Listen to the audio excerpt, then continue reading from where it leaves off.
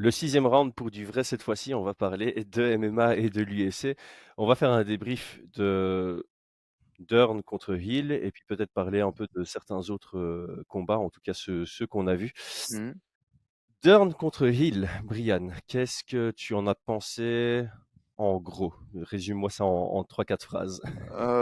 En gros, écoute, moins déçu que ce que je «m'attendais» entre guillemets. Mhm, Heu, bon voilà, après tu connais un peu mon avis, hem, techniquement, même à haut niveau, je trouve qu'il y a pas mal de manques dans les catégories féminines. Mais j'ai trouvé le combat assez fun à regarder, j'ai bien mhm, aimé. J'ai vu, non, j'ai vu une belle progression de Mackenzie Dern. Et je suis assez content. J'étais plutôt content du combat à regarder. J'ai bien aimé, je t'avoue. Ouais, j'ai trouvé ça divertissant, sur le point de vue offensif, bon clairement, elles étaient toutes les 2 à fond. Il y avait du Mmh, cœur, mmh. principalement du côté de Hill. Ouais, rien à dire. Défensivement, bon, voilà, défensivement, stratégiquement, en termes d'adaptation, pas oufissime, mais on Mmh, le sait, on regarde pas ce genre de combat pour ces raisons-là et donc quand mmh. tu t'y attends, tu es capable de pouvoir apprécier ce type de dynamique de combat. Voilà. Je te rejoins. Mackenzie Dern, de grosses améliorations sur la vitesse de son pied-point, Bah sur la ouais, rien. précision de son pied-point. Bah ouais. Par contre, une petite déception parce que son gap est toujours au même endroit en fait. C'est dans sa lutte offensive. Tu l'avais dit dans le podcast en preview, il faut arrêter ces head and arm throw. Donc ces projections en prenant que la tête et le dos, même si tu es confiante Mmh. quand ton adversaire a pris ton dos, parce que tu vas savoir renverser tout ce qui s'ensuit. Il est temps d'apprendre des nouvelles amener au sol et en dehors de toutes ces tentatives et même celles qui ont réussi à amener au sol et après se faire tourner directement, elle a Mmh. dans le troisième round réussi un takedown à partir d'un body lock. Mais Mmh. on n'a pas vu une amélioration dans sa lutte et pourtant c'est là où ça lui ferait le plus grand bien. Ouais, Même si au final, le fait qu'elle se soit tant améliorée dans son pied-point, c'est peut-être ça qui lui a permis de savoir casser la distance aussi facilement et en fait ouais. de sonner complètement Hill 2 fois, hein. Ah ouais, ouais, ouais. 2 fois et puis elle a mis des sacrées frappes. En tout Oui. cas, moi, c'est vraiment quand on a fait quand on a discuté de ce combat, pour moi, je te disais, un striking, c'est assez catastrophique chez Mackenzie Dern. Elle est en train de boxer comme si elle était toute seule, tu vois. Elle envoie des 1-2, des 1-2, la tête bien haute, et puis elle se fait contrer. J'ai trouvé vraiment qu'elle avait fait une belle progression, euh, un peu plus responsable défensivement, hein. C'est pas encore ça, hein, Mmh. mais, euh, mais je l'ai trouvé, ouais, beaucoup plus technique. euh, Beaucoup plus de combinaisons à proposer, tu vois? C'était pas juste du 1 et du 1-2. Donc non, non, et puis elle commence à taper fort. Ouais. Elle commence à taper fort. Par contre, alors, où est-ce que j'étais étonné? C'est que j'ai trouvé que physiquement, elle a aussi, beaucoup changé, tu vois? Hein, hein. Heu, On a reçu un commentaire sur notre vidéo preview, ouais, au-delà de son divorce, elle a changé de camp aussi. Donc il y a eu beaucoup de changements dans sa vie, ouais, et enfin, apparemment de ce qu'on voit, tous ces changements lui ont apporté un plus dans sa carrière sportive, en tout cas. mais elle a été maman quand, elle? Elle a eu son il y a Pendant le covid, non? ouais, c'est ça, hein. Donc il y a ça aussi, hein. Il y a aussi cette petite période-là après de maternité où physiquement, bah, t'imagines avec tous les hormones, tous ces trucs-là, le temps de te remettre en shape, tu vois, Mmh. sportif, parce que bah, voilà, hein, les sportives de haut niveau, elles ont, comment dire ça? Alors, on va pas faire de suspicion ni quoi que ce soit, hein, mais une sportive de haut niveau, elle va avoir une masse grasse relativement sèche, avoir une diète avec très peu de masse graisseuse, et souvent ça peut taper dans les hormones, réduire toutes les hormones qui permettent d'être, comment on appelle ça, fertile entre guillemets, tu vois. Mmh. Hem, et donc là, moi je pense que le fait d'avoir été enceinte, et cetera, il y a eu beaucoup d'hormones féminins qui sont arrivés. Physiquement, je pense qu'elle était beaucoup moins athlétique, et Ouais. là, j'ai l'impression qu'elle a repassé un cap où elle est redevenue beaucoup plus athlétique, beaucoup plus, physiquement présente et même au niveau de sa musculature, hein, je trouvais que c'était quelque chose, quoi.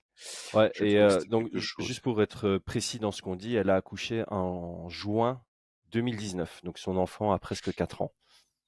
Juin 2019, donc elle a pris un layoff, elle a repris en 2020, c'est ça? Alors Ah son premier non! combat après son accouchement, c'était en septembre attends, waouh, waouh, waouh, waouh, waouh, waouh. Octobre, bah, octobre 2019, elle a combattu 4 mois après? Attends, c'est chelou ça. Ouais, c'est un peu Attends, attends, bizarre. hein. Dadadap. Sa fille, Moa, est née le 9 juin 2019 sur Wikipédia Elle a combattu, et elle 6 aurait mois après, quoi. combattu le 12 octobre 2019 contre Amanda 4 mois après, Ribas. ouais, où elle a perdu.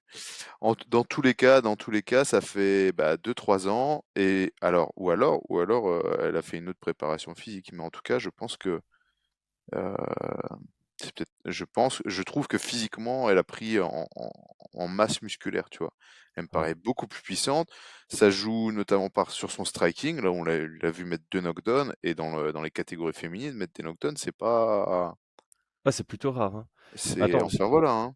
je suis toujours, choqué parce que 4 mois? 4 mois attends, mais 4 mois, mais déjà en moyenne, même si ton accouchement se passe bien, les Ouais. 6 semaines après ton accouchement, tu peux pas encore faire de sport, tu vois? Tu dois faire de la kiné, tu dois attendre que Ouais, tes je suis organes se d'accord. remettent en place et tout. Moi, je me rappelle de l'état de ma femme 4 mois après l'accouchement. Après, ça a été très, très compliqué. Hem, Ouais. incapable de même faire du sport. Là, c'est un combat, quoi. Enfin Ben bref, moi je me rappelle qu'elle était revenue un petit peu trop tôt, quoi, fatouze, tu ouais. vois? Mmh. Heu, un petit peu trop tôt, tu vois?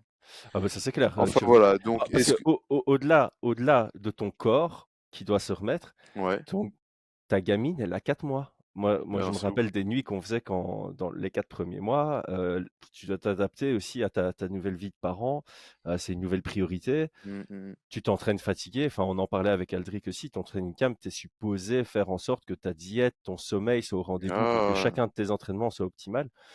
Elle avait besoin d'argent, c'est pas possible autrement. Heu, c'est possible, ouais. waouh, je suis choqué. Bref, revenons sur le combat ici. Physiquement, elle était en Physiquement, moi je place. la trouvais vraiment au top, Ouais. clairement. Rien à dire là-dessus et au niveau stratégique, bah, Beh, sur l'approche du combat, pas mal, parce qu'en soi, elle est mmh, venue, elle nous a surpris en mettant à mal, Angela Hill debout, là où mmh, on attendait Angela Hill. mmh, Elle a cherché à amener au sol. Alors, mmh, elle a des manquements sur ses options offensives en lutte, mais malgré tout, elle a réussi, je pense, dans tous les rounds, à avoir ses moments en grappling et dominer ses moments en mmh. grappling. Elle perd le Heu, deuxième round. elle perd le deuxième, c'est ça, et elle prend le reste, dont Mmh, un ou 2 18. Le 3, c'est un 18 d'office, mais tu es même ouais. près du 17 là, et j'avais vu quelqu'un scorer le Le premier le 1er round 18. 18, ouais, j'ai Ouais, vu ça aussi. Pour moi, non, c'était un 19, mais bon. pour moi, c'est un 19 aussi, mais le troisième c'est un 18. Donc elle surdomine, hein, ce combat. Mmh, mmh mh. Mais oui, pour moi, elle en fait, quand je dis stratégiquement, je la trouve, je trouve qu'elle prend des options qui sont pas les meilleures, tu vois? Mmh. De se faire renverser comme ça, tu vois? De pas aller chercher, par exemple, d'aller sur des soumissions qui peuvent être un peu, glissante comme un Jujigatame ou genre de ce genre de choses, tu vois? C'est un tout petit membre, un bras, tu vois? Ça peut glisser, c'est un peu compliqué, quoi. Mmh. Et puis à ce niveau-là, il y en a, ils veulent pas taper, donc tu as intérêt à être prêt à casser le bras, tu vois? Ouais. Et chez les femmes, il y a quand même beaucoup d'élasticité, dans les enfin, dans les membres. On a vu des nanas, se faire, elles tapent pas tant que c'est pas cassé ou se retrouver dans des kimura où tu dis: «Wow, wow, wow, wow, wow». Un mec, ça aurait déjà tapé, tu vois? C'est clair. Mais moi Heu, moi ouais, j'aimerais la voir stratégiquement adapter son jiu-jitsu, au MMA, c'est comme on ça. En peut le fait, voir chez les meilleurs grappleurs et tout, tu vois? ouais, mais en fait, je trouve qu'elle a encore trop l'approche pure du Mmh. jiu-jitsu. et j'ai pas envie de me faire taper dessus par les fans de Jiu-Jitsu, ça lui apporte beaucoup de bonnes choses, mais à un Ouais. moment, ça va lui porter défaut. Comme on le dit souvent, on en avait parlé avec Mmh mh. Barnaoui, on en parle avec Ferguson, on en parle avec Diaz. Quand Mmh. tu acceptes trop facilement d'être sur ton dos, au moment où tu as quelqu'un qui est capable de gérer ton agressivité au sol, de garder le top contrôle et de marquer ses points, bah, Mmh. tu vas perdre bêtement. J'aimerais la voir, et je pense que c'est le bon moment pour elle, de faire un camp qui est beaucoup plus axé sur la lutte, ce qui lui permettrait d'avoir plus d'options offensives sur ses amenés au sol Ouais, et une, volonté plus proéminente de prendre le contrôle avant de chercher, comme tu dis, des soumissions à la volée. Alors sur les exactement. tentatives de soumission, par exemple sur les clés de bras, je trouve que, moi c'est quelque chose que je disais souvent aux élèves: «Quand tu as la monte, garde la monte parce que partir sur une clé de bras, si tu la rates, tu perds complètement une position très intéressante».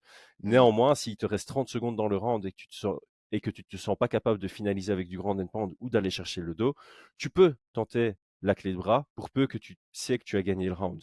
Et là, je trouve que les 2 clés de bras qu'elle a tendissées, c'est sur les fins de round, c'est à des moments où tu la vois pas Mmh mh. finaliser avec, du ground and pound et où tu te dis même si elle rate complètement, qu'elle perd la position, elle va prendre son 19. Donc Mmh, mmh mh. elle le fait pas à des mauvais moments selon moi. Non, c'est vrai. Mais Mais elle par accepte contre sur trop la fa logique, voilà, c'est Elle ça, elle accepte trop accepte trop. facilement d'être dos au sol, tu vois?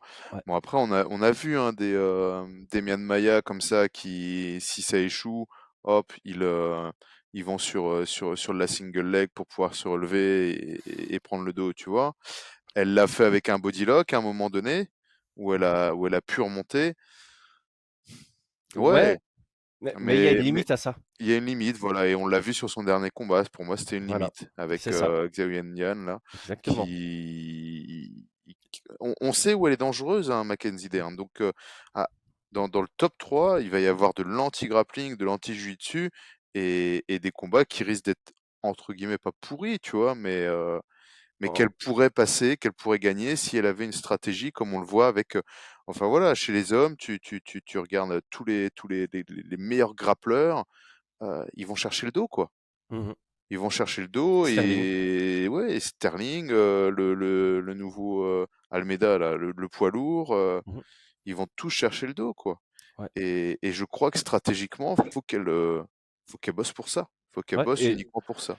en fait, tu prends des très, très bons exemples parce que tu prends Sterling, Almeida dans les exemples positifs, qui sont vraiment des mecs qui viennent, en tout cas qui ont un gros background en jiu-jitsu et qui ont un Mmh. style plutôt, Demian Maia jiu-jitsu. aussi, tiens, on peut parler, ouais. Ouais, mais Ouais, justement pour moi Demian Maia, c'est un, semi-mauvais exemple, je vais y venir. OK. Mais, Almeida et Sterling, comme tu le dis, ils ont travaillé leur lutte offensive pour être capables de d'amener au sol, prendre le dessus Mmh. et les prises de dos. Maia, au début, très mauvais, enfin, bon exemple et mauvais exemple. Bon exemple parce qu'il gagnait, parce que le MMA était pas encore super évolué. Mais au moment où le MMA a commencé à vraiment évoluer, son jeu est devenu un peu obsolète. Et puis, il s'est réinventé en Oui. travaillant sa lutte offensive. Mais Oui, moi c'était je trop parle des tard. dernières années, hein.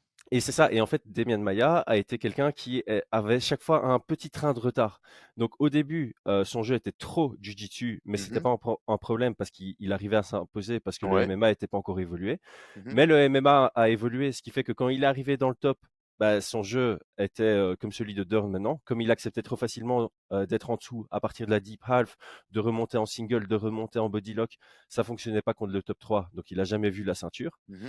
Et puis quand il a commencé à réadapter son jeu, à travailler sur des single legs debout, à savoir prendre le top control, Ouais. ben, il avait un petit train de retard. En C'est-à-dire que striking. ça fonctionnait en dehors du top 5, mais dans le top Mmh. 5, ça fonctionnait pas parce que son striking n'était pas assez productif et efficace et il faisait pas assez peur, donc ses entrées en lutte étaient trop télégraphées. Ouais, il y avait ça et puis bon, on l'a vu avec Belal, ces single leg, bah, à un moment donné, tu peux pas tu quand en gros, si tu arrives toujours avec le même système, et ben, il est déjouable, tu vois? Mhm, c'est Et ça. donc là, clairement, on l'a vu, hein, Belal, il savait exactement ce qu'il recherchait depuis sa single leg. Il fermait la porte et il lui manquait, comme tu dis, un peu de technique pour aller sur autre chose, du body lock, du double, j'en sais rien, du headlock, du pinch headlock, peu importe, tu vois? Mhm. Une bonne variété. Ouais, tout à fait, tout à fait. Ouais. Dans tous les cas, je pense que ça reste un exemple, ouais, un semi-exemple, mais Mackenzie Dern, elle nous a montré qu'elle a progressé en striking, comme tu l'as dit, clairement, elle a une grosse marge de progression à faire en lutte offensive. Ouais, Et ensuite, son sol est très bon. Elle doit adapter absolument, si elle veut aller dans le top 3, son sol pour de la prise de dos, pour mmh finir, tu vois. ouais, Et on n'en a pas parlé, Makhachev aussi, tu vois, qui s'installe dans le dos, ouais, ouais, merveilleux exemple. qui s'installe dans le dos et qui prend aussi ses rounds comme ça, et est relativement safe, et il va falloir qu'elle fasse. Alors, ce qui est bien, c'est que là, avec les adaptations qu'elle a fait, avec son changement de camp, on peut espérer des adaptations futures, tu vois, dans ces compartiments-là. Et Bien donc c'est sûr, pour ça que j'étais assez content de ce combat et que j'ai hâte de voir un peu la suite. Et là, elle a relancé mon intérêt vis-à-vis de son futur. Tu vois ce que je veux dire? ouais. Alors, elle a 30 ans, donc ça c'est, positif, je dirais.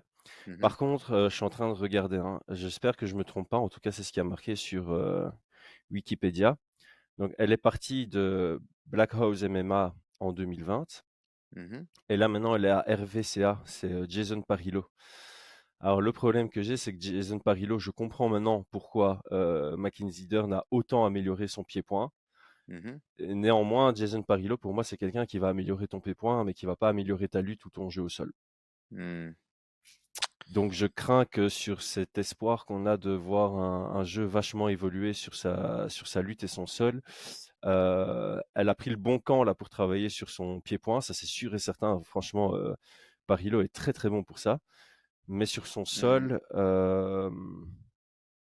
Raphaël Dos Anjos, il est encore là-bas ou pas? Non, hein. Non, non, Raphaël Dos Anjos n'est plus Hmm. là-bas. Parce que Raphaël Non, Dos c'est vrai Anjos qu'on a. aussi, son pied-point s'est amélioré quand il était chez Jason, mais je vois pas, j'ai pas d'athlètes qui me sortent, qui me viennent en tête comme ça de mecs qui ont vraiment évolué sur leur lutte et leur grappling en étant chez Jason Parillo. Hmm, hmm, hmm, hmm, C'est tout l'inverse de, par exemple, Henry Hooft. Henry Hooft, tu te disais, voilà, les gens vont chez lui, ils vont grave améliorer leur pied-point. Et aujourd'hui, Henry Hooft, on en parle très souvent, hein. Quand tu as des manquements en tant que coach, tu dois ranger ton ego et mhm, professionnaliser ton équipe. Henry Hooft, bah, très très bon pour améliorer ton pied-point. Il n'avait pas spécialement de compétences en lutte et grappling. Et mhm, maintenant, à Stanford MMA, bah, il a des très très très bons coachs pour tout ça. Et tu vois des combattants chez lui qui augmentent leurs compétences en pied-point, mais qui augmentent aussi leur lutte et leur grappling. Et je pense que hmm. Jason Parillo, s'il veut rester dans le top avec ses athlètes, il doit absolument bien s'entourer. Alors, je sais pas, je parle sans avoir les connaissances, mais de prime abord, j'ai pas l'impression qu'il se soit entouré des personnes qui est capable de faire tourner des coins aux athlètes qu'ils ont chez eux. Non, mais t'as raison, hein, c'est super intéressant. Ça me déçoit. J'étais en train de me dire cool, ça va progresser, mais c'est vrai que après on va voir, hein. Mais c'est vrai que c'est possible que suite à ce combat, ils se disent, ouah, t'as vu, tu l'as mis knockdown, on va continuer le striking, progresser, et puis complètement euh, zapper cette partie-là où elle était avec ses headlocks dégueulasses, tu vois. Ah, mais ce serait une de Et ces erreurs parce que quand tu regardes le top du classement, c'est Weili Zhang. Tu peux pas aller la challenger en mais pied-point, non, tu vois, en mais tant que non. Mackenzie Dern. Rose Namajunas, Xiao Yinan, Lemos, Andrade, Marina Rodriguez, ça c'est tous des noms. Bah ouais, C'est pas en 2 ans où tu travailles à fond sur ton pied-point que tu vas ah aller ouais, non. les mettre en difficulté. Tu dois, si elle veut avoir, si elle veut penser à la ceinture, elle doit incorporer la lutte. Elle doit incorporer la lutte. Elle n'a pas le Ah choix. bah ouais, là, clairement, c'est le genre de profil, tu dois rentrer, comme tu dis, lutte, prendre le dos, t'installer, et faire parler ton jiu-jitsu, tu vois. Mhm. Là, elle va se faire taper, hein. Elle va se Ouais. faire taper avant de pouvoir mettre la main sur n'importe laquelle. Ah ouais. Esparza, elle va jamais réussir à la mettre au sol, tu vois, par exemple. Non, mais là, par exemple, Esparza, tu vois, tu pourrais partir du principe de dire, OK, je travaille mon pied-point, et c'est sur mon pied-point que je vais surprendre Esparza. C'est la Mm. seule dans le top du classement où tu peux partir de cette logique. Mais si maintenant, Mackenzie Dern, elle se dit, OK, j'ai mon jiu-jitsu qui est super bon, je vais travailler mon pied-point pour devenir championne, ça n'ira pas. Parce Non, qu'en fait, si tu n'arrives pas à c'est juste la, imposer ton sol Mmh. sur des Weili Zhang, sur des Namarunas, sur des Lemos, sur des Mari Rodriguez, tu, Rodriguez, tu, j'allais en parler, quoi. tu vas pas les surprendre en pied-point.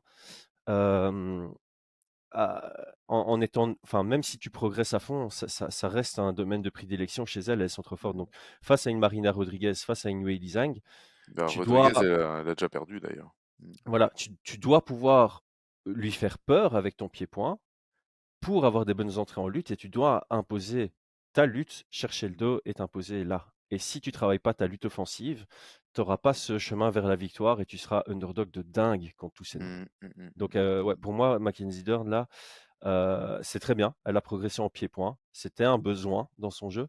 Mais là, son gros besoin, si elle veut rester dans le top et espérer avoir la ceinture un jour, c'est la lutte offensive. Là, C'est y a pas clair, de question. Il n'y a pas de question à se poser. c'est clair. Et elle a fait un call out à la fin ou j'ai pas C'est pas le genre de truc que j'écoute. En tout cas, si elle fait un ouais, non. call-out, je pense que c'est Esparza le meilleur nom à call-out. Ah ouais, ouais. Mais elle est un petit peu haut dans le classement, hein. Ouais, mais là, Mackenzie Dern, ouais, elle est huitième. Elle vient de battre la 14, donc elle va pas beaucoup monter. Euh, Andrade, Jessica Andrade? ouais, peut-être Andrade. Moi, je pense que c'est franchement à call out, c'est sûrement le enfin à call out. Peut-être pas à call out à la fin du combat, mais en tout cas que son manager Ouais. non? Parce que Jeanne Roba, elle l'a déjà battu. C'est dur en fait, parce qu'elle a déjà, tu vois, contre Rodriguez, elle a déjà perdu. Donc peut-être pour montrer sa progression contre Rodriguez. Jeanne Roba, elle a déjà gagné contre elle. Xiao Yan, elle a déjà perdu Mais contre elle et c'est trop haut dans le classement. Rosa Andrade, Marunas, pourquoi pas elle? Elle est ouais, cinquième. Andrade. Ouais, Andrade. Ça l'a fait placer dans le top 5 Ouais. ou Amanda Lemos, mais je connais pas Amanda Lemos. Non, Amanda Lemos, elle combat pour la ceinture là. Ah Ça a bah été oui, oui, annoncé. Donc, c'est vrai. la division la plus suivie par Brian Boulan. C'est clair. Quand je regarde Euh, les combats, c'est que je dois commenter, tu sais. bah écoute, on verra la suite pour elle. C'est vrai que Jessica Andrade, c'est peut-être la suite. Ah, je pense, hein. Ouais, c'est peut-être la suite. Je pense, ça peut être pas mal, hein. Ça peut être pas mal. Et puis bah là, elle va devoir un peu lutter quand même aussi, hein. Ouais, bah, pas le choix parce que rester debout Mm, contre mm, mm, mm, mm. Andrade, Ouais, ouais, ouais, je je- pense. Donc bon, ça va peut-être leur mettre les pieds sur terre, hein, tu vois. ouais. On va Ouais, voir. bah en fait, c'est ça qui est intéressant, c'est que stratégiquement, en tant que coach, tu dois regarder ce à quoi ressemble ta division et les Mm, noms devant toi pour adapter le style de ton athlète. tout à Et là, fait. je pense que Mackenzie Dern, elle peut peut-être se permettre de prendre un peu de temps de pause pour travailler sur des gros manquements, parce que c'est pas en 3 mois que sa lutte va faire. Mm. Ouais, c'est Mais vrai, je pense hein. que là, elle doit bouffer, bouffer, bouffer de la lutte.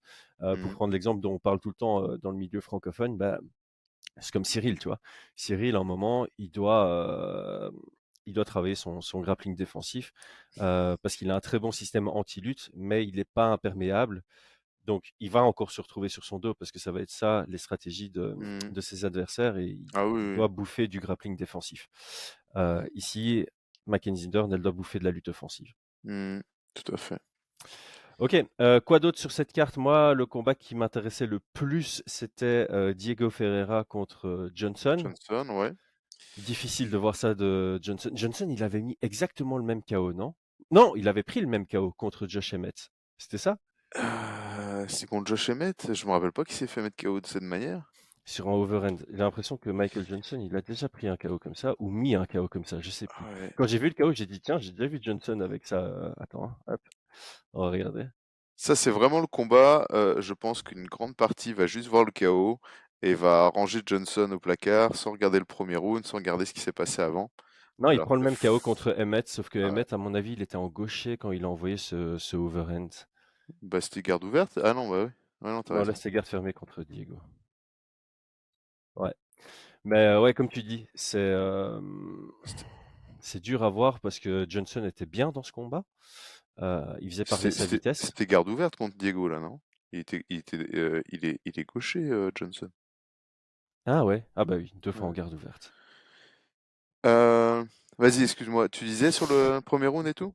Bah, Michael Johnson était encore assez bien installé dans ce combat, je trouve. Bah ouais, ouais. Il faisait parler sa vitesse, que ce soit en engageant et en sortant pour pas prendre de contre, ou en C'était remisant ouais. derrière les contres. Il Il, négligeait pas du tout le corps, il attaquait beaucoup le corps. ouais. Il prend, J'ai bien aimé. il touche, hein, et je me demande s'il n'y a pas un knockdown ou un truc comme ça. Mhm. Il touche vraiment bien. Enfin, pour moi, il prenait le premier round, il s'installait vraiment bien et tout, tu vois. Et, et jusqu'à bah, ce KO, tu vois, qui a fait le Ouais. tour du net, tu vois. Ah, bah là, Mais, Ferreira, c'est typiquement ça, hein. Le mec, il reste toujours dans le combat. hmm, Et c'est difficile, hein, parce que moi, à la place de Diego Ferreira, je serais frustré parce que tu as un mec qui te touche, qui est plus rapide, que tu as du mal à toucher. Toi, tu risques de perdre patience et tout. Et là, il est resté propre. Il a attendu son ouverture. Enfin, c'est même pas qu'il l'a attendu, il a créé son ouverture. Et oh, quel chaos. Quelle division, n'empêche, hein. Comme ouais, tu dis, ouais, ces non, deux gars-là clairement. sont larges en dehors du top 15 et ils ont toujours eu du mal à percer dans le top 15 et y rester.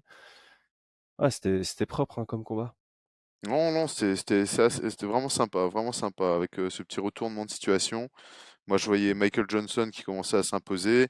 Et puis voilà, hein, Ferreira, là, qui. Je me demande si au début, avant d'envoyer cette grosse patate, s'il met pas une droite au corps, tu vois. Et Ouais. après, il remonte comme ça. Mhm. Et non, non, c'était vraiment, vraiment bien. Pleine pointe de menton. Ouais. Euh, Et non, c'est alors une belle division. moi le dernier, enfin voilà, je vais vous avouer les gars, je me suis réveillé, j'ai regardé le main event, j'ai regardé la boxe, puis j'ai regardé Michael contre Carlos Diego Ferreira, et Mhm, puis j'ai regardé Fiallo contre Buckley en me disant qu'il allait peut-être y avoir un gros KO. mhm. Il y a eu un KO, mais par contre là il faut qu'on parle de l'arbitre. T'as une grosse collision de tête. Ça s'arrête 10 secondes. Moi, à la place de l'arbitre, je force limite Fiallo à reprendre un peu plus parce que c'est une solide collision de tête. C'était une collision de Après, tête ou c'était un doigt? collision de tête. Un coup de boule, mon Ouais, gars. Ouais, ouais. Et, mais je vais pas remettre là-dessus. Voilà, l'athlète dit qu'il peut reprendre, bah tu ouais, reprends, logique. ouais. Par Ouais. contre, tu as le high kick, l'arbitre qui vient comme un arbitre amateur, tu vois. Il vient, il pousse un peu, il fait pas du tout ça, il pousse pas du tout l'athlète, il reste à moitié devant, Mhm, et du coup Buckley qui vient en remettre une, et puis genre t'as l'arbitre qui le pousse en râlant, et puis qui fait genre fini. Mais mhm, mhm, non, le mhm. rôle de l'arbitre c'est tu n'hésites pas, Non, tu non, arrêtes pas, ouais, tu t'as restes raison. loin, tu viens pas te mettre à moitié. Là il vient se mettre à moitié, il pousse un tout petit peu, ben forcément Buckley il vient en mettre une de plus. Mhm. Et ça, Ouais, c'est bien une erreur. sûr. Tu Ouais, viens, tu clairement. pousses l'athlète, tu fais directement c'est les vagues hein, qu'on appelle les Mhm, waves. mhm, Tu mhm, waves le fight, quoi. Et donc ça, clairement, s'il y a des arbitres qui nous écoutent, c'est un truc, tu peux pas hésiter. Tu mhm. peux pas hésiter, tu rentres pas du tout. Tu fais pas les choses à moitié. Sur effectivement, hein, sur le moi j'ai cru voir, enfin j'avais pas vu que c'était une grosse collision de tête. C'est vrai que bah après quand le combattant dit non non c'est ok on peut reprendre que tu si Ouais. t'as eu un mauvais angle que t'as pas vu. Je pense que c'est pas ça qui a fait le chaos, tu vois. Il était pas Mhm. sonné. Buckley, il a set-up pas mal de fois son high kick. Il le cherchait. Et je sais pas ce qu'il lui a pris à son adversaire. Il a envoyé à Fiallo, il envoie un check hook hors distance. Il met sa tête plein axe. Poum, ça arrive dans sa tête. Donc voilà, hein, pour moi, le check hook, j'ai pas trop compris Mm. pourquoi il l'a lancé comme ça. Mais c'était un beau KO aussi. Et, et puis voilà, c'est des techniques qui, moi j'aime vraiment beaucoup, surtout hein, les amis, quand vous regardez, vous voyez des KO, je vous invite vraiment à chaque fois à aller regarder le combat, ce qui s'est passé avant, comment ça a été construit. Et pas genre, oh, il a mis un KO et puis vous allez à l'entraînement et vous essayez de mettre des high kicks dans le vide. Vous allez vous prendre un contre, ou vous allez vous faire mettre au sol, vous n'allez pas comprendre pourquoi. C'est construit, c'est comme le KO de, euh, de Yann, comment il s'appelle? Yann Gary, tu vois, Yann Machado Gary. Mm. Bon, lui, en plus, il l'a bien expliqué, donc heureusement, tu vois. Mais les gens, ils se disent, oh, regardez le high kick. Non, il a mis des middle, il a mis des middle, il a pris son temps et blam, placé, KO. C'était sublime. Il l'a pas lancé dès le départ. Ouais, c'est sublime parce qu'il Mhm. faut une certaine lucidité pour faire ça. Ah ouais, à ce niveau-là, on se rend pas compte. Mhm. Moi, je t'avoue que j'ai regardé un peu plus. J'ai regardé Urbina coacher, c'était assez sympathique aussi. J'ai ah si, j'ai regardé, Chase Hooper, Ah ouais, Nick Fury. Eh bien, écoutez, Chase Hooper, il continue de progresser. Alors cool. bon, pour le pourquoi j'ai regardé? Bah, parce qu'on l'UFC a tenté de le hyper, parce qu'il était tout jeune, parce qu'il venait du jiu-jitsu, parce qu'il a il a 0 boxe, il se faisait cartonner la tête et qu'il trouvait une soumission, de dernière minute. Et bien là, c'était assez sympathique. Je pense qu'on peut garder un œil sur lui parce qu'il est très jeune et que c'est le genre de profil, hem, on a des combattants comme ça, tu vois, des Dustin Poirier, des mecs qui sont arrivés très très tôt à l'UFC, comment il s'appelle, Max Holloway, Max Holloway, le Brésilien aussi, qui est arrivé super tôt. Oh il y putain. en a plein des Brésiliens. Ouais. De San Ross? Non, non, non, non, non. Oliveira, excuse-moi. Ah oui, Oliveira, ouais. Oliveira, des gars comme ça qui sont arrivés entre guillemets un peu frêles ou alors vraiment avec, il leur manquait beaucoup beaucoup de choses. Euh, et ils Ouais, qui se gagnaient, sont ils construits à perdaient, l'UFC. ils sont construits à Ouais. l'UFC. Et puis bah, franchement, Dustin Poirier, je vous avoue que quand il a commencé, les trois que j'ai cités, quand ils ont commencé, Max Holloway quand il a perdu face à McGregor, enfin voilà, personne n'aurait mis une seule pièce. Aujourd'hui, c'est des superstars. Aujourd'hui, il y en a, ils mettent leur tête de profil à l'effigie de ces combattants, tu vois. Et ben là, sur Chase Hooper, je me dis, bah on verra, peut-être que il va se construire à l'UFC, peut-être que dans 8 10 ans, il aura un striking Hmm. super avancé, il aura une lutte. Donc bon, là j'ai vu une vraie progression et donc Bah, voilà. Mais t'as un ça. gros avantage à être construit à l'UFC. En fait, deux gros avantages, hein, c'est que tu dois constamment être au meilleur de toi. Mhm, Donc, tu progresses, enfin, tu prends ta carrière au sérieux. mhm, Tu progresses comme un professionnel, tu t'encadres comme un professionnel, tu bosses avec des mhm, mhm, professionnels. Tu as l'argent qui va avec parce que tu as les primes de l'UFC. Alors je sais, tout à les fait. primes de l'UFC, c'est pas monts Ouais. et merveilles de ouf non plus au début, mais ça te permet de faire ça de Mhm, ta mhm, vie, mhm, surtout avec les petits à côté et les petits sponsors.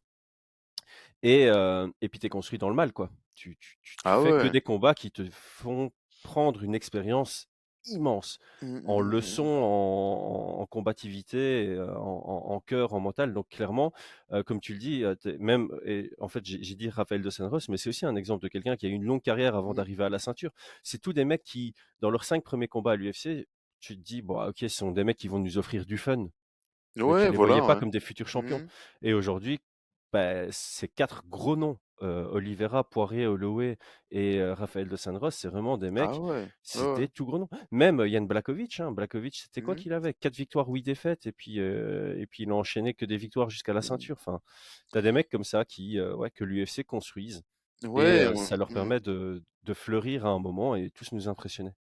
Et donc c'est vrai qu'on a souvent l'œil, comment dire ça? On a souvent l'œil sur des profils qui arrivent à l'UFC, qui ont été construits en dehors de l'UFC, et on se dit, ah lui c'est bon, ça va être le futur champion, comme s'il devait déjà avoir le niveau d'un champion. Et par exemple, là on a l'exemple avec le gars là qui va affronter Paulo Costa, là. Deuxième combat à Il crame. l'UFC, il crame, il prend un top 5. C'est un gars qui a été construit à l'extérieur de Mmh. l'UFC, essayé, etc. Tu vois, et il arrive avec un niveau euh, extrêmement avancé, donc il pourrait directement aller dans le top. Mmh. Bah là, c'est ce qu'il va faire, hein, il combat un top 5, mais on a des combattants comme ça qui arrivent très très jeunes, comme tu vois, par exemple Paddy Pimblett, on veut déjà le taper avec des top 10 et tout, mais je pense que bah, c'est un gars, il a compris qu'il allait se faire construire Ouais. progressivement. Après, Paddy Et c'est, Pimblett, c'est un peu différent puisqu'il a été construit en dehors, hein, quand même, champion Cage mais il a quel Warriors. âge? Il est jeune, non? Ouais, Mais je ouais, pense, mais mais quand je en dis termes de construit, kilométrage, ouais, mais je l'UFC pense se rend qu'encore, compte qu'ils ont besoin de le construire. C'est qu'il n'a pas ouais, encore le voilà. niveau d'aller affronter le top Mm, 10. mm. Et quand il Je est pense arrivé à qu'il en a l'UFC, encore pour 3 ans, tu vois. exactement, Donc on exactement. a des gars qui vont être construits peut-être sur 7 8 ans, on va dire: «Oh, il a jamais Mhm. affronté personne», mais si l'UFC se dit: «Attends, dans 7 8 ans, si on le fait monter progressivement, il va nous vendre, voilà les pay-per-view, il va nous vendre parce qu'il y a un personnage», on a ça. Et donc on a différents profils, des gars qui arrivent, ils sont déjà matures et donc ils doivent monter rapidement pour aller dans le top. d'autres qui arrivent moyennement matures, comme un Paddy Pimblett, où on se dit, bah, 2-3 ans, on le fait monter progressivement, et puis on va le mettre dans le top. Et des gars comme ça, ils voient que bah, ça avance, et ils misent sur 7-8 ans, peut-être, tu vois. C'est ça. Parce qu'ils ont Mm. fait des erreurs par le passé. Sage Northcutt, tu vois, c'est quelqu'un Ouais, qu'ils auraient, tu vois, exactement, c'est le meilleur exactement. exemple. Ils auraient pu en C'est faire une une énorme superstar erreur, de ça. ouf Oh là là. et ils ont voulu le faire grandir trop vite. Et puis regarde, maintenant, on en parle encore quand il combat au One, mais c'est ouais, l'erreur de dingue, quoi. Ah oui, oui, oui. C'est une leçon qu'ils ont tirée, je pense. Non. Et puis voilà, j'ai regardé vite fait Hernandez Chabazian. Bon, Chabazian qui continue de descendre, hein, Mais en fait, il et, m'a donné de et- l'espoir à son dernier combat, hein. Edmond Chabazian, je sais plus c'était quoi, mais il était un peu revenu parce qu'il a quitté, comment il s'appelle le mauvais coach là? Edmund Tarverdian là. Ah oui, Il a purée. quitté, tu vois? Et Ah du coup, il a été bon, donc il a eu 3 défaites d'affilée, dont la troisième était contre Imavov. Puis il a quitté son camp, il est allé, où est-ce qu'il est maintenant? À Xtreme Couture. ouais, Donc là, il nous a redonné de l'espoir dans son dernier combat contre Dalcha. ouais, Et puis ici, j'ai pas encore vu son combat, mais il perd contre Anthony Rodriguez. Mais encore Hernandez. Mais encore une fois, t'as, t'as une valeur montante, mhm. puis tu vois que tu l'as fait monter peut-être, je vais pas dire trop vite, parce qu'évidemment, quand tu bats Tavares par KO, tu as envie de le mettre haut. Mais il enchaîne 3 difficiles défaites. Il Ah bah rebondit ouais, contre un no-name. Et là, tu le remets contre quelqu'un de solide. C'est de c'est nouveau vrai, de la c'est vrai. précipitation. Mm, C'est de mm, la mm. Non, précipitation. c'est vrai, c'est vrai, c'est vrai. Mais tu vois, après, bon, bah, clairement, hein, Derek Brunson, c'était peut-être un petit peu trop haut, Hermanson aussi, mais ils l'ont mis contre Imavov. Je pense quand même que là, ils voulaient tester des futurs top 5, tu vois, futurs top 10, top 5. Moi, je trouve que Mais je trouve que les Imavov, 3 défaites, c'est c'était. pas du mauvais matchmaking. Tu vois, parce que quand tu vois le gars, il était donc à 4-0 à Ouais, c'est vrai qu'il l'UFC, a battu. Ouais, ouais, en battant Marshman et Tavares ouais, sur les c'est 2 vrai. derniers. C'est vrai. Brunson, c'est logique. Il perd par Ouais. KO TKO dans le troisième, c'est logique. Hermanson, il va à la décision avec. Tu le mets contre Imavov. C'était un combat logique à ce moment-là. Ouais, en soi. C'était. Hermanson, peut-être pas, non? Enfin, Ouais, attends, Hermanson à ce moment-là. Tu perds contre Derek Brunson, tu prends Hermanson après, c'est pas déconnant. C'est pas ouais. déconnant. Surtout que, attends, hein. Non, t'as Surtout que raison. Hermanson sortait de sa défaite contre Vettori. Mm, mm, mm. Il était sur 2-2 sur les 4 derniers. Ouais, je trouvais pas ça absurde. Non, c'est vrai. Euh, Imavov, c'était logique, c'était vraiment genre celui Mm, qui gagne, bah, on le remet dans le tas et celui qui perd, on le reconstruit. Mais mm. là, voilà, on le reconstruit contre quelqu'un qui a pas de nom à l'UFC et on le remet de nouveau contre Hernandez, c'est pas un petit nom, tu vois. J'aurais préféré le Ben, voir se faire reconstruire progressivement dans sa nouvelle équipe. Mais bon, voilà, on va pas ouais, ouais, remettre ouais, en tout à cause. fait, tout à fait. Mm, mm, mm. Non, non, voilà, combat bien maîtrisé par Hernandez, c'était assez sympathique. Donc, une carte a priori qui était vraiment pas folichonne, mais au final, c'était Les assez matchmakers fun. ont fait du bon taf, c'est ça que tu m'as dit en dehors. Exactement. Ça arrive souvent, hein, les UFC, t'as pas de gros noms, ça t'excite pas, t'es là, tu fais. Et on va pas se mentir, hein, nous, voilà, Ouais. c'était pas la carte qu'on allait regarder à tout prix, et Mhm. ça arrive souvent. Ouais. Mais c'est ça en fait le truc, c'est Comme que la semaine dernière, hein. ouais, j'en parle quand même souvent de ça, c'est que tu es à l'UFC, tu es sur une petite carte avec pas beaucoup de gros noms, tu es toi-même pas spécialement un gros nom, Mhm. tu sais qu'il y aura pas beaucoup de regards, sauf Mhm. si tu fais une énorme performance, là on va parler de toi, Ouais, ouais. etc. Et, et donc tu as beaucoup de mecs qui viennent et qui se donnent à fond, qui sont très généreux Mhm, dans leur mhm, combat. Et j'ai mhm, l'impression mhm. que la carte de cette nuit, c'était ça. C'était voilà, pas la carte qui allait être beaucoup vue, mais elle va être plus regardée en différé que les autres Tout à parce fait. que tu as Mhm. beaucoup de beaux combats. Et même quand tu regardes juste les résultats, tu dis ah, ok, il y a pas mal de finish à regarder. Mhm, Donc mhm, mhm, les fans de violence vont s'amuser à aller regarder maintenant la mhm. Ouais. rediff, quoi.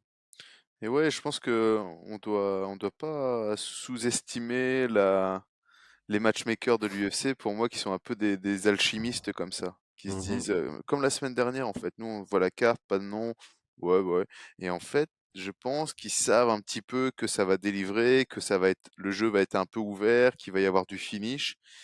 Et même s'ils s'y retrouvent pas financièrement, bah derrière, par contre, bah, ils ont pas mal de KO, de finish Ouais. à partager, une bonne publicité, des annonceurs qui sont contents parce que bah les gens se sont pas ennuyés, tu vois. Donc non, non, c'était assez plaisant, beaucoup plus plaisant que ce que je m'attendais. Ouais. Mm, mm, mm. Ah bah voilà, on finit sur cette note positive. Brian, un tout grand merci pour ton temps, ce long récap. Comme on avait dit, on voulait faire 20 minutes, on a fait 40, on Ouais, s'en merci, doutait, merci à on s'en toi, doutait. merci à tous aussi. Et n'hésitez pas à nous faire un petit retour sur ce que vous avez pensé du combat et sur ce qu'on dit, si vous êtes d'accord, pas d'accord. On est là pour Voilà. échanger et Ouais, avoir des avec arguments plaisir. constructifs. Mm, mm, mm, mm, mm. Ciao, ciao. Ciao.